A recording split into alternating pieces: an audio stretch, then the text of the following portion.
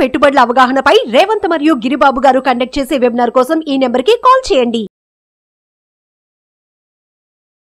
నమస్తే, welcome to Suman TV. నేను విష్ణు. ప్రస్తుతంతో పాటు సీనియర్ ఫినాన్స్ ప్రొఫెషనల్ గిరిబాబు గారు ఉన్నారు, వారితో మాట్లాడదాం. సార్ నమస్తే. సార్ గిరిబాబు గారు. నమస్తే అండి. సార్ గిరిబాబు గారు, ఇవాళ ఒక ఆర్టికల్ ఒకటి చదివాను ఇండెక్సేషన్ గురించి. ఏంటి అసలు ఇండెక్సేషన్ అంటే ఏంటి? ఇది పన్ను భారాన్ని ఏ విధంగా తగ్గిస్తుంది? ఇండెక్సేషన్ అనేది చాలామంది దాన్ని తప్పుడు అర్థం చేసుకుంటూ ఉంటారు. ఎట్లా అంటే ఇండెక్సేషన్ అనేది మనం యాడ్ చేస్తే ఇన్కమ్ ట్యాక్స్లో దీని ఇంపాక్ట్ ఉంటుంది, ఇండెక్సేషన్ వల్ల మనకు ఇన్కమ్ ట్యాక్స్ బెనిఫిట్ అవుతుంది అనుకుంటారు. కానీ అది నిజంగా యాక్చువల్ ఇండెక్సేషన్ అంటే ఏంటి, అది మనకి ఎట్లా అనుకూలంగా తీసుకోవాలి, ఇండెక్సేషన్ ఎంత కాలం మనము ఇన్వెస్ట్మెంట్ చేసి ఉంటే మనకి అప్లై అవుతుంది అనేది కొన్ని విషయాలు క్లియర్ అర్థమవుతే దీని గురించి క్లుప్తంగా తెలుసుకోవచ్చు. సింపుల్ అండి. ఇప్పుడు ఏదైనా ఒక వస్తువు అది ఫ్యూచర్లో ధర పెరిగిద్ది లేక ధర తగ్గినా సరే అది ఎప్పుడు కూడా ఇన్ఫ్లేషన్కి అనుగుణంగా వెళ్తూ ఉంటుంది. మనం చాలాసార్లు మాట్లాడుకుంటూ ఉంటాం, అంటే ద్రవ్యోల్బణం.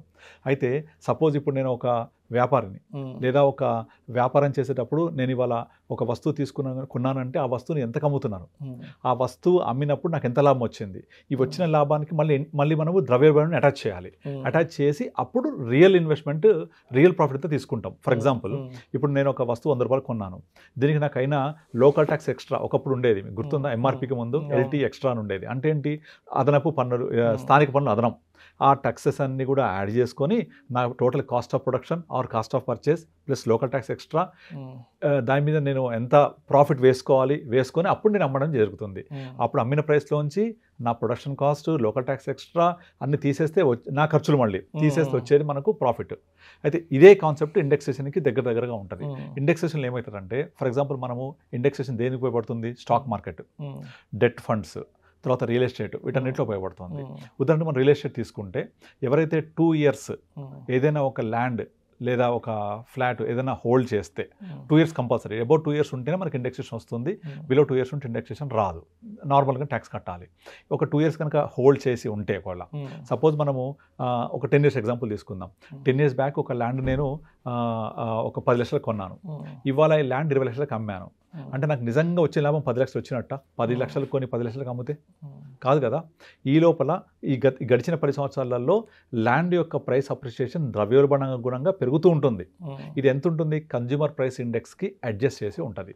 ఉదాహరణకి ఈ కన్జ్యూమర్ ప్రైస్ ఇండెక్సేషన్ ఒక 5 నుంచి 6% అనుకుంటే, ఈ ల్యాండ్ కూడా 5-6% చొప్పున అప్రిషియేట్ అవుతూ ఉంటుంది సహజ సిద్ధంగా. ఈ అప్రిషియేట్ అయిన దాంట్లో నుంచి ప్రొడక్షన్ కాస్ట్ ప్లస్ ఈ అప్రిషియేషన్, ఈ రెండిట్లో నుంచి మనం అమ్మిన ప్రైస్ తీసేయాలి. తీసేస్తే వచ్చిందే మనకు నికర లాభం. దీని మీద మనం ట్యాక్స్ పే చేయాలి. ఇది దానికి ఉద్దేశించింది. అంతేగాని నేను 20 లక్షలకు అమ్మాను, కొన్నింది 10 లక్షలు కనుక మొత్తంగా వచ్చిన 10 లక్షలు నా ప్రాఫిట్ కాదు. దీని నుంచి ఇండెక్సేషన్ కోసం ఇన్ఫ్లేషన్ అడ్జస్ట్ చేస్తూ తీసుకోవాలి. అదే డెట్ ఫండ్స్ ఉంటాయి. డెట్ ఫండ్స్ ఒకప్పుడు, ఇప్పుడు కాదు, 3 years కనుక హోల్డ్ చేస్తే 3 years తర్వాత మీకు ఏదైతే ప్రాఫిట్ వస్తుందో అది ఇండెక్సేషన్ అప్లై చేసి 20% ఫ్లాట్ పే చేస్తాం. బట్ ఇవాళ డెట్ ఫండ్స్కి లేదు అది. డెట్ ఫండ్స్ అనేవి మన పర్సనల్ ఇన్కమ్కి యాడ్ చేసి కట్టాల్సిందే. సో ముఖ్యంగా మనకు ఉపయోగపడేది రియల్ ఎస్టేట్లో. నెంబర్ 2, ఇది మనకు స్టాక్ మార్కెట్లో కూడా ఉపయోగపడుతుంది. స్టాక్ మార్కెట్లో కూడా అప్ టు 10 crores వరకు మీకు లాంగ్ టర్మ్, మీకు స్టాక్ మార్కెట్లో అంటే స్టాక్ మార్కెట్ ఎటువంటి విధంగా, అంటే మ్యూచువల్ ఫండ్స్ అవ్వచ్చు, డైరెక్ట్ స్టాక్స్ అవ్వచ్చు, ఏ విధంగా మీకు లాభం వచ్చినా కూడా అలా వచ్చిన లాభము అప్ టు 10 crores వరకు మీరు కనుక రియల్ ఎస్టేట్లో ఇన్వెస్ట్ చేస్తే, అది హోమ్ కోసం మాత్రమే, అన్నిటి కోసం కాదు, కేవలం హోమ్ కోసం మాత్రం ఇన్వెస్ట్ చేస్తే, అది కూడా ప్రీవియస్ ఫైనాన్షియర్ అమ్మిన సంవత్సరంలో, లాభం వచ్చిన సంవత్సరంలో previous financier or next financier, only within 2 financial yearsలో మాత్రమే మీరు కనుక ఏదైనా ఇల్లు లేదా హోమ్ ఫ్లాట్ అలా కొనుక్కుంటే అప్ టు 10 crores వరకు మీరు ట్యాక్స్ కట్టాల్సిన అవసరం లేదు. ఇది కూడా ఏంటి, ఇండెక్సేషన్లో భాగం కాదు ఇది, కానీ ట్యాక్స్ హార్వెస్టింగ్లో, ట్యాక్స్ తగ్గించుకోవడంలో ఎలా ఉపయోగపడుతుందంటే చెప్తున్నాను. అప్పుడు మనం ఒక 10 crores రూపాయల లాభం వచ్చినప్పటికీ స్టాక్ మార్కెట్లో కానీ మ్యూచువల్ ఫండ్ రూపంలో కానీ ఈ వచ్చిన లాభాన్ని మనము ఈ గడిచిన 1 year లేదా రాబోయే 1 year, 1 financial year లోపల మనం కనుక up to 10 lakhs up to 10 crores కనుక మనము ఒక ఫ్లాట్ తీసుకుంటే మనకి ఎటువంటి ట్యాక్సెస్ ఉండదు.